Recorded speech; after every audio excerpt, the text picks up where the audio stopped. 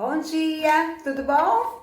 Vamos mais uma lição de hoje. Hoje o título da nossa lição é Quando algo me irrita. Será que você é considerado um esquentadinho ou uma esquentadinha? Será que você tem a síndrome do Hulk? Hulk é um personagem que a gente tem em desenho animado, tem alguns filmes, que quando ele fica irritado, ele se transforma numa outra pessoa, vira um monstro e fica todo verde e começa a fazer coisa detonando tudo que tem na frente dele. Então hoje nós vamos falar sobre isso. Você tem síndrome do Hulk? O que a Bíblia fala sobre isso? O título da nossa lição é Quando algo me irrita. O que a Bíblia fala sobre essa irritabilidade, essa raiva, essa ira que a pessoa fica de repente? Como é que é isso? Então, lá em Efésios 4, 26, vai falar o seguinte, a Bíblia: irai-vos e não pequeis. Não se ponha o sol sobre a vossa ira. Então, nós vamos conversar um pouquinho sobre isso. E como que a gente deve proceder? O que a Bíblia nos fala? Então, na nossa lição, vai falar sobre as fontes de irritação, que ele vai colocar como 3, que são pessoas que, pelo seu jeito de falar, pelos traços da personalidade dela, né? Algumas atitudes que algumas pessoas têm, a gente fica muito irritado com algumas formas que ela tem de se comunicar. E aí a gente fica com raiva, a gente fica irado, né? Também algumas coisas nos irritam quando algumas pessoas falam algumas coisas, algumas ordens pra gente, por exemplo, seus pais.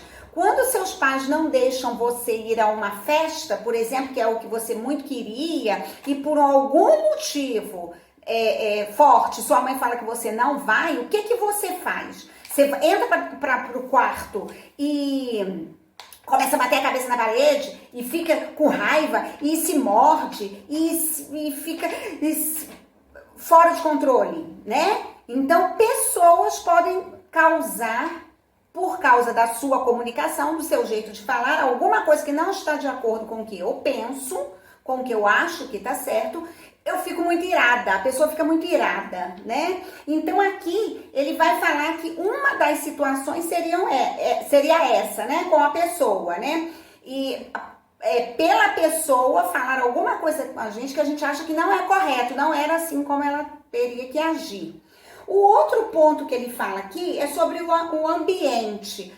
Quantas vezes a gente é impedido de fazer alguma coisa por causa de alguma coisa no ambiente? Por exemplo, ou choveu muito, não deu para fazer uma coisa que eu estava programando, estava esperado para muito tempo. Ou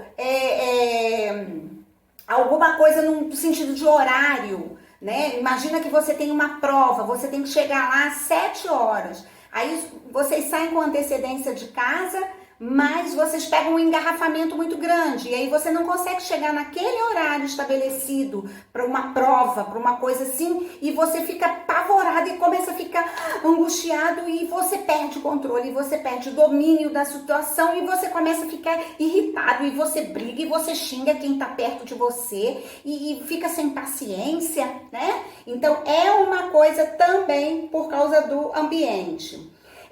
Imagina você ter um vizinho que você está precisando gravar uma aula online ou você está precisando estudar e um vizinho coloca uma música num som altíssimo e você não consegue entender e ouvir e atrapalha o seu planejamento. São algumas situações que deixam a pessoa com muita raiva, com falta de controle. E isso é uma coisa que nós, seres humanos, temos. É natural que você tenha essa emoção de raiva, de uma ira incontrolada, mas aí é que vem, né? Aí é que vem a situação. Como que você tem que se dominar? Porque você não pode sair do seu equilíbrio, né? Você que é uma pessoa de Deus tem que ter o Espírito Santo na sua vida e colocar você no equilíbrio. Você não pode sair destruindo tudo e falando coisas para as pessoas que vão magoar e por causa da sua raiva, por causa do seu momento, né? E às vezes você tem raiva de você mesmo, alguma coisa que você não queria fazer, mas você é levado a fazer e você não aceita e você fica com raiva, por que eu fiz isso? Eu não podia ter agido assim. Então são situações, gente, como a revista fala aqui, que nós que somos seres humanos imperfeitos e vivemos numa sociedade, nós temos. Então as fontes de irritação podem ser pessoas, pode ser por causa de ambiente, pode ser porque você mesmo está irritado, você mesmo está mal-humorado, né? Então, qualquer coisa que aconteça no nosso dia a dia, dependendo do nosso temperamento, pode ser uma causa de irritação. Então, como que a Bíblia fala para a gente poder controlar essa irritabilidade? O que a Bíblia fala? Bom, aí ele vem aqui falando como reagir a essa irritação. Em Efésios 4, 26, que nós lemos, né, e vamos ler aqui de novo, diz o seguinte: quando vocês ficarem irados, não pequem, apaziguem a sua ira antes que o sol se ponha. Quer dizer, você pode até ter algumas crises de irritabilidade, mas isso não pode ser uma constante. Você não pode ter um nome de esquentadinho ou esquentadinha, porque tudo irrita você, né? Cuidado, é uma falta de equilíbrio, é uma falta de domínio próprio. Então o Espírito Santo tem que guiar a nossa vida, nós temos que ser pessoas que dão testemunho. Não é errado ter, mas o pecado é você não controlar. Essa que é a situação. Então, como que você tem que reagir? Respira fundo diante de uma situação que você não está gostando. Pensa em outra coisa, porque se você não se dominar, você vai fazer coisas e vai virar um bate-boca com alguém ou alguma coisa que depois você vai se arrepender.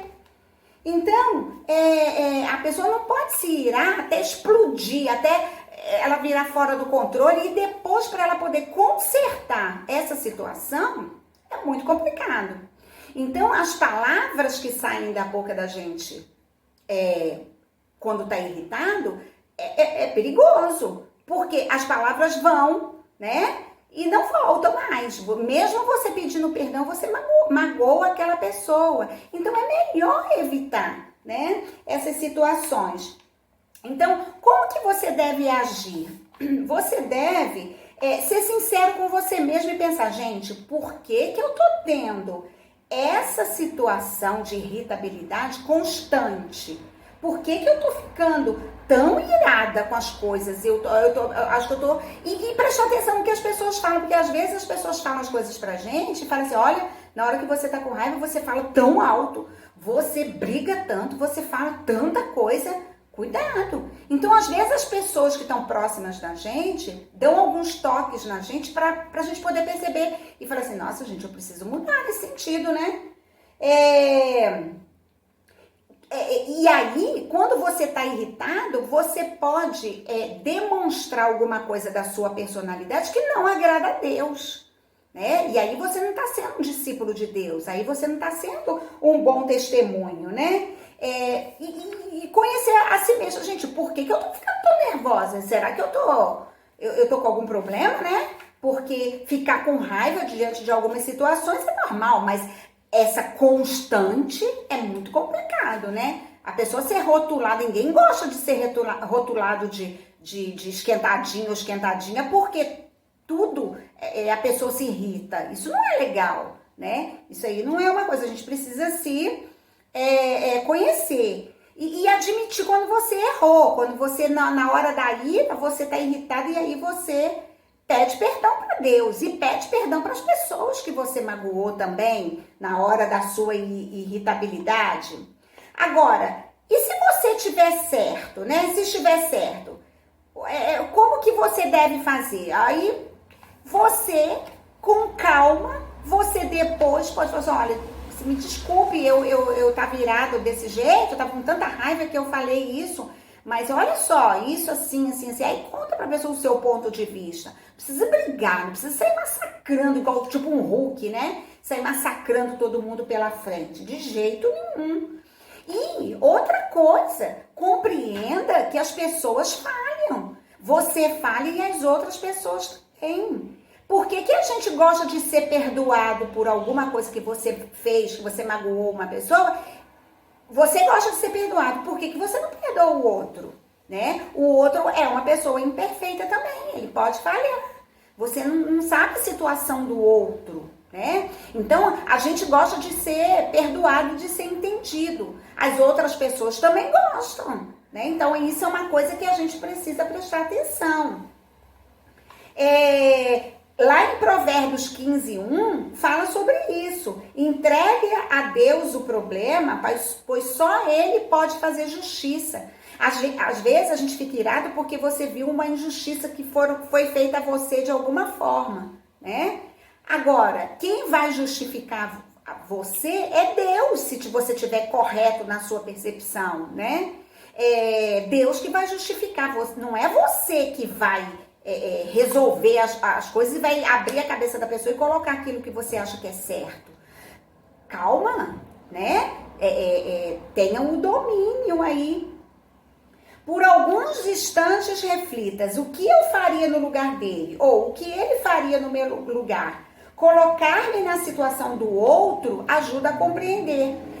Como eu disse, como eu falei no exemplo aqui, se sua mãe não deixou você ir a uma festa, algum motivo tem, né? Mesmo você não compreendendo, tenta ver, coloca o foco no outro, no problema, no porquê que a mãe e o pai não tá deixando você ir. E não ficar se martirizando com aquela ira, com aquela coisa, porque olha o que a Bíblia fala.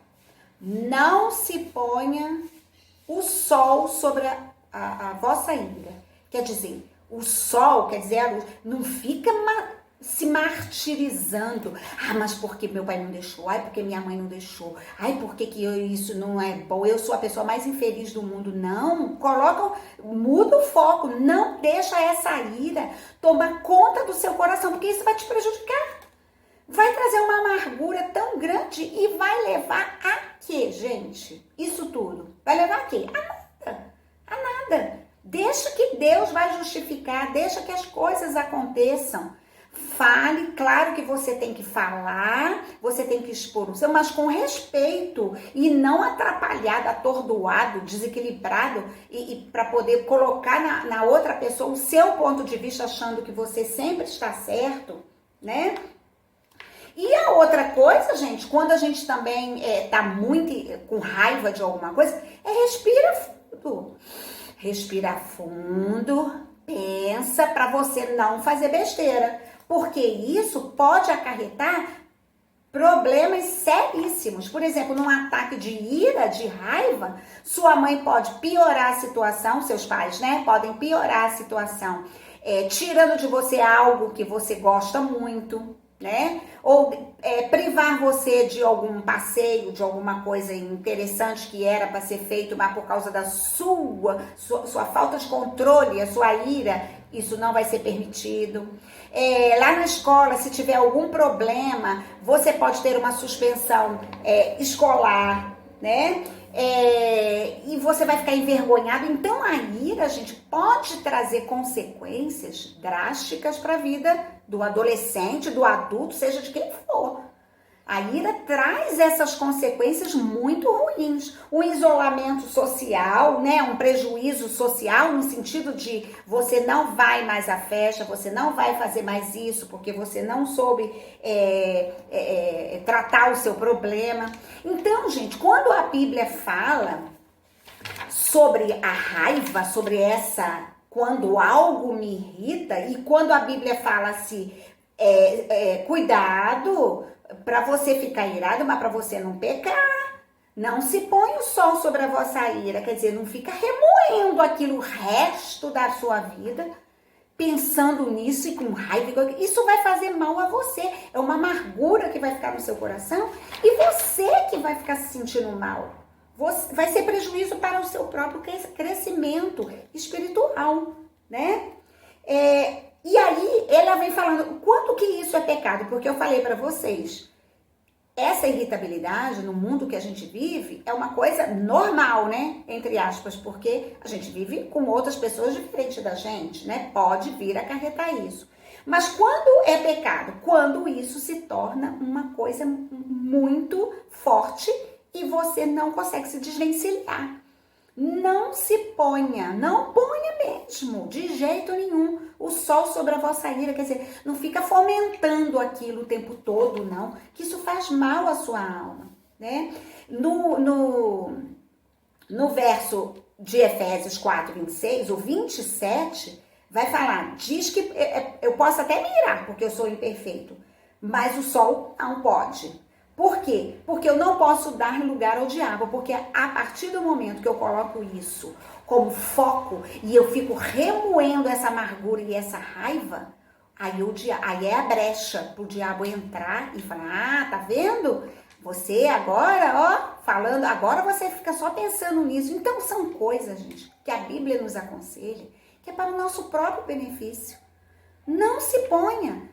Aqui, perdoa a pessoa que te irritou ou que pede perdão para as pessoas e vida que segue, né? Não deixa a ira dominar seu coração, não fica alimentando a ira com pensamentos e sentimentos negativos e nem se demore em tratar sua ira, busque logo o perdão e a paz de Cristo.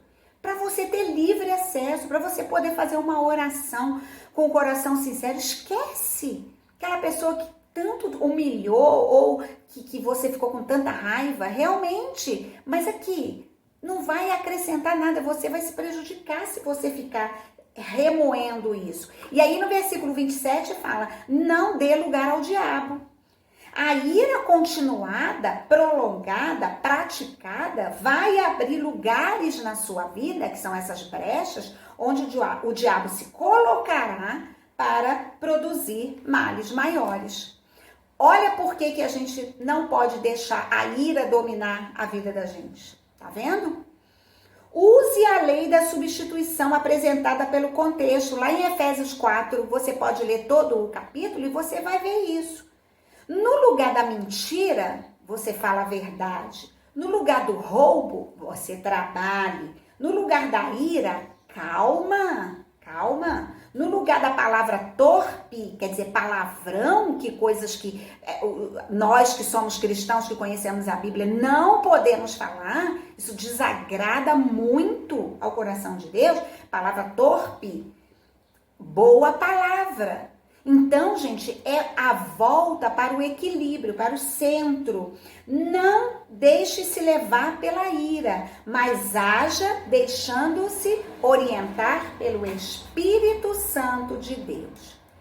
Esse é o grande pulo do gato, né? Não se deixe dominar pela ira. É uma expressão que a gente usa, pulo do gato, quer dizer, o que vai dar, o que é isso? Não deixe a ira se pôr no seu coração de maneira que dias passam, meses passam, anos passam e você fica remoendo aquela raiva.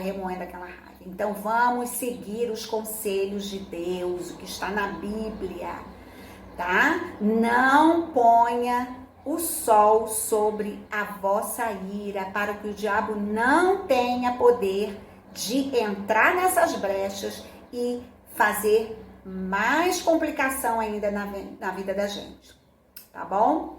Amém, que Deus nos abençoe, nos faça entender e fazer uma vida prática. Não adianta a gente só falar da palavra, nós temos que praticar. Vamos praticar a cada dia essas verdades, esses ensinamentos, esses conselhos que Deus nos dá. Amém? Deus abençoe vocês, boa semana, tá? Beijo, tchau!